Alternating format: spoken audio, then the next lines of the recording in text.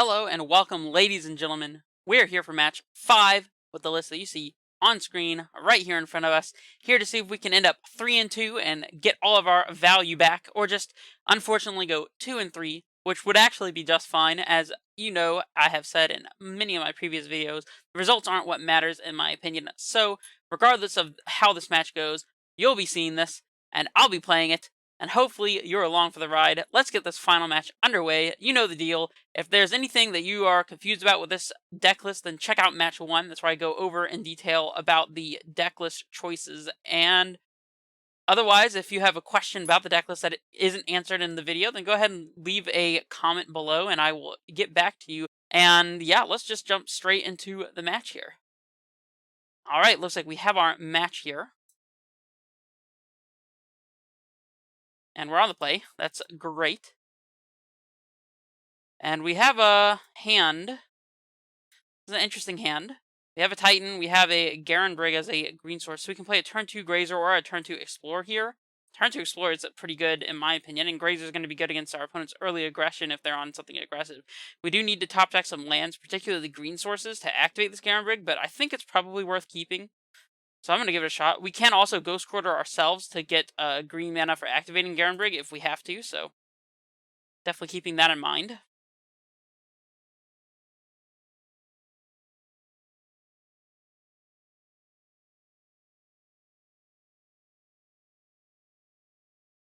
Our opponent does play a turn 1 Goblin Guide, so our Boreal Grazer really likes the sound of that. We get a land here off the Goblin Guide. Goblin Guide was perfect for our hand, not for our opponents, but they don't know that. Let's get this Grazer into play and start gaining some life points. We'll put in a Tolarios, I suppose. And let's just play the Valakut here. Nah, let's go ahead and play the green source here so we can both explore and Grazer this upcoming turn, so... Like, there's some consideration to holding on to Garen Brig in case we top deck a basic forest, but, I mean, let's just use all of our mana this upcoming turn, so. Trying to play Valakut there would be big-braining ourselves. Really glad to see our opponent on some kind of red-white aggressive deck. That's good news, not only for our hand, but for the matchup in general. As our opponent's probably going to bolt our Grazer here. Yep. Classic. Another Goblin Guide is actually kind of okay. Land. There we go. Unfortunately, one of them had to be Hanweir, but that's okay. So we'll explore. Ooh. We can explore into another Grazer here. Alright, alright. Deck knows exactly what I'm asking for here. Grazer. We'll put in the Valakut, I do suppose, so we could haste a Titan off of it, perhaps. Do we want to Ghost Quarter ourselves just to get another Grazer into play? I kind of think that we do. Maybe that's, like, a little too hasty. You know what? I'm kind of into it, though. I just want to make sure we're not taking any damage at all if we can afford it. And we can, so let's just get some more bodies into play here. Bajuka Bog into play. Target our opponent. Always yield. Pass it back. Yep, this is looking really good. Just the classic double Grazer, double Explorer, never miss a land drop. And still have Titan. Not going to say we got lucky, but we kind of got lucky. And we can actually haste our Titan this upcoming turn thanks to our mana situation, so...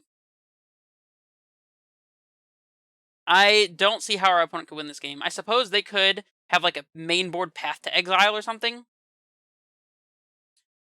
They probably recognize they're pretty dead here. They're probably just hoping that we don't have a Titan as a payoff here. They're like, oh, well, maybe they have a hand of all lands and Grazers and Explorers and no payoff. Maybe, opponent. Maybe. Bolt going to the face. Love it. And now we don't have to play around Path to Exile. Okay, let's yield through this turn. Definitely attacking with the Titan this upcoming turn, and we're also getting Radiant Fountain several times, most likely. So let's make our Titan mana here, cast the Summoner's Pact, cast the Primeval Titan. Trigger on the stack, we'll just go ahead and haste this bad boy. Alright, we'll let this go, and we'll search, and we'll get a Radiant Fountain and Field of the Dead. gain some life, all that good stuff. Some blockers, as if we didn't already have enough. We will attack. Okay. Heck yeah. Now we're going to get Vesuva copying Radiant Fountain and a Bounce Land, I suppose. Sure. And definitely want to gain the life here to be as far out of bolt range as possible. And our Bounce Land will just pick up the Vesuva, I suppose. Alright. Your go, opponent. I highly doubt that our opponent can kill us here. Very highly doubt it. We can transmute for and cast a Dryad this upcoming turn and attack and do all the things. Our opponent is blocking with their Goblin Guides. That's curious. I'm okay with it. Ooh, we can gain 2 more life here. Or we can get another token. I think that we just want the other token. Setting up for a Dryad kill this upcoming turn, so we play even 1 less turn of this game seems like the best choice to me. So I don't think our opponent can kill us from 12 with only 3 maximum land drops here. So they're not going to play anything like Simian Spirit Guide. That would be ridiculous. I'm pretty sure there's literally nothing our opponent can do. We have Lethal in play on board already, actually. So I don't know. Maybe we could have gained the 2 life. It doesn't matter. Grazer! 2 OP. Definitely 2 OP. Let's not lose the game here. Our opponent's best out was for us to misclick, I guess. Let's just transmute and get a Dryad into play, I suppose. So we'll play Vesuva as a copy of this Growth Chamber. We don't want to always deal this, although this game is not going past the current turn, so we'll get a Summoner's Pact, get a Dryad, go to combat, attack Thal, except for Grazers. This time I feel like leaving them on defense. That's what they're supposed to do in this matchup, you know? Yup. Valakut, and we'll get a fetch land for good measure. We'll save targets these upstairs, stack these fields, and always, yes, both of these Valakut, the Molten Pinnacle, and that should just be the game.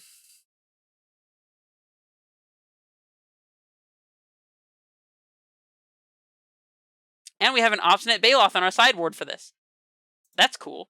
Alright, so let's go to sideboarding. We want explosives, for sure. We want Reclamation Sage, as it can kill an Eidolon or chump block a creature. We want Baloth, because heck yeah, why wouldn't we want Baloth? And I think that's about it. We could have Force of Vigor or Beast Within in case our opponent plays Blood Moon, but I'm not really going to play around that game 1, so... Explorer tends to be pretty weak here. I don't think it's too bad, but we can definitely slide some out. Pact is not useful, and Bog is not useful. And yeah, I guess that's about it. Clean sideboarding, I suppose. We get to keep a couple copies of Explorer. I'm happy about that.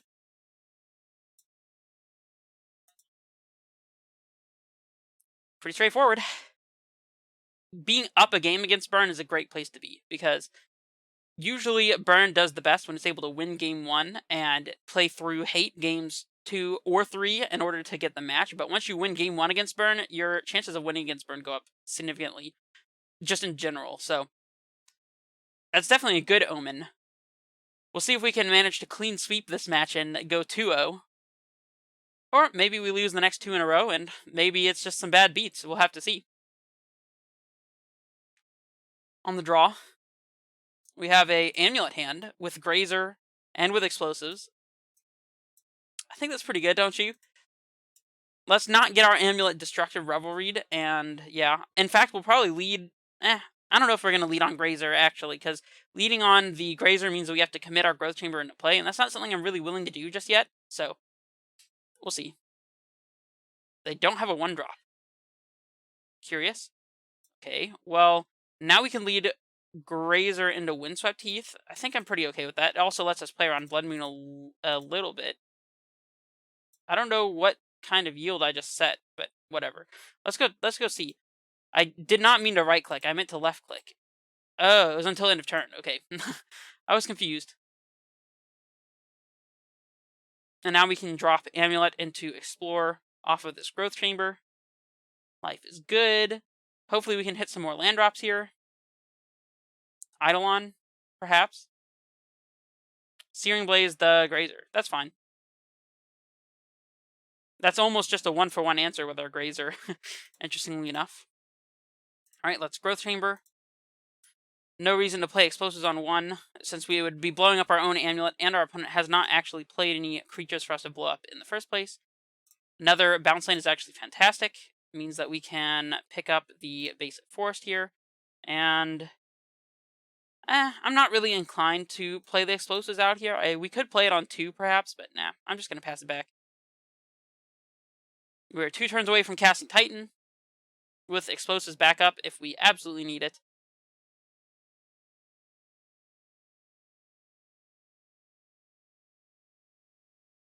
If we draw on Azusa, then we already have Titan, or Summoner's Pact as well would do it. Although I suppose Summoner's Pacting would be weak to another Searing Blaze or a Lightning Bolt, some kind of instant speed effect to deal with our Azusa. We wouldn't die to the Pact necessarily, depending on how we played it. Where the Amulet, okay. I guess we could have fetched for a tap Breeding Pool there, but it's whatever. There's a Summoner's Pact. Do we pack for a Dryad and get it into play? I guess we would die to the 2-mana destroy target land spell. Let's fetch for the other forest here, just so we can get this out in the face of a Blood Moon here, and play Growth Chamber, I think. And pass it back. We'll just play it the slow route. We can just go land Titan, since our opponent has no clock, and if they do play some 1-mana threats, we can Explosives them away, so no big deal. Eidolon, no big deal. Gruul Turf. Okay. Let's play this Exposes on 2. Done. Yield to this one. We're going to take 2 damage from this Eidolon either way, so might as well take 2 to get it out of play rather than taking 2 from combat damage, I would say.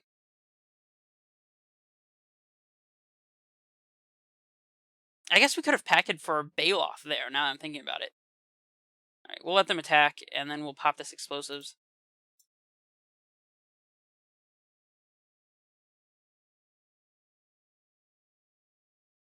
They have a second Eidolon. We're probably... If we're casting any more spells that cost 3 or less, it's just Summoner's Pact for Baloth. So, yep, time to Titan. Heck yeah. Yep. Let's get this. A Radiant Fountain, get some life gain in here. And I guess a Valakut is fine. Sure. Sounds good to me. Pass it back. We have Path to Exile doubly covered here, so... We can pack for a Dryad and kill our opponent with Valakut, perhaps. Man, if we had an untapped source here, actually, then we would be able to both Dryad and Titan this turn upcoming. I think we can still do that by floating a mana and playing Gruul Turf, and then packing for and playing Dryad and immediately playing Land Drop before we do anything else. Opponent's gonna bolt our Titan here, so I assume they have another bolt. Cool, cool. All this is fine. Here comes another Primeval Titan. Are you prepared to deal with this, opponent? I kind of think that we want to go ahead and get the Dryad into play. Maybe it's a little bit greedy, but we might actually have lethal on our opponent if we do so, so let's pact. We also have a Garenbrig to not make us have to use one of our land drops in order to play the Dryad and the Titan this turn, so that's cool. So let's play Dryad here. Into play. Garenbrig. And we'll point this at them, as our Titan resolving will most certainly be lethal. Yeah. Let's make some mana. Let's activate a Garenbrig and cast a Titan. I think we could actually haste our Titan this turn if we needed to. Yep. And let's get Valakut and Vesuva. Copying Valakut. Save targets upstairs. Always yes. Always yes. And yeah, that should be good. There we go. The game has ended. Clean sweep in this burn matchup. We ended up 3-2. That is pretty good. I did mention in match 1 that I felt like another Cavern of Souls could be useful here, and one of the users on the YouTube platform, I apologize, let me go see if I can get their name real quick. Alright, so I have found the comment that I was about to reference just a second ago. It is by Danilo Rubino. I apologize if I'm mispronouncing your name, but they were asking why play 4 Castle Garenbrigs instead of 2 Cavern of Souls and 3 Castle Garenbrigs. And I wanted to touch on that for a second. I did actually respond to that comment, so if you're interested in my in-depth, in-text response, then you can go ahead and see that there. But I do think that it makes sense to cut a Castle Gambrig for 1 Cavern of Souls in this instance. I think that playing the 4th castle versus only 3 castles is pretty minimal, and the second Cavern of Souls can have a lot of impact, and I think that that's a good suggestion. And the only real consideration for playing a 4th castle is so that combined with any other land, a bounce land, a amulet, and a Zusa, and a Primeval Titan, or obviously one Summoner's Pack to replace either a Zusa or Primeval Titan will work just as well as actually having one of those 2 in your hand, of course. But that combination of cards allows you to cast a Primeval Titan on turn 3, so long as one of your lands is Castle Garenbrig, and that is something that is very useful. But that said, it's very niche, and most lists are only playing 1 Azusa. I happen to like Azusa so much that I like to play 2 copies. I would probably play a 3rd if I knew what to cut to fit in a 3rd Azusa, but regardless, I am playing more Azusas than normal, and thus I figured that I might as well play an additional Garenbrig as well to go along with our extra Azusas, but I do think that the second of Cavern Souls is a better call here, so thank you for that comment, and I do want to make that quick change. And again, like I said kind of in the intro, I think that the most questionable card in the sideboard right now is Negate. We didn't get to use the Baloth a whole lot, even though we did just play against a Burn. So maybe that's an argument against including Baloth, but regardless, I do think that the Negates could use some changing, and let me know if you have any sideboard cards that you'd like to see me test, or that have just been performing well for you. In the past, I've played a 3rd Beast Within as well, so who knows. And yeah, I don't think I have anything else to say in this wrap-up here. Amulet is just Amulet, and this is the list that I like to play. If any of you have been having recent success with your Amulet list, then feel free to leave it in the comments below. Perhaps I might end up playing it here on the channel, and stay tuned for that if that does occur. But especially if you have some kind of interest in a specific card or set of cards or a change to the deck that you'd like to see on the channel, then go ahead and leave it in the comments below.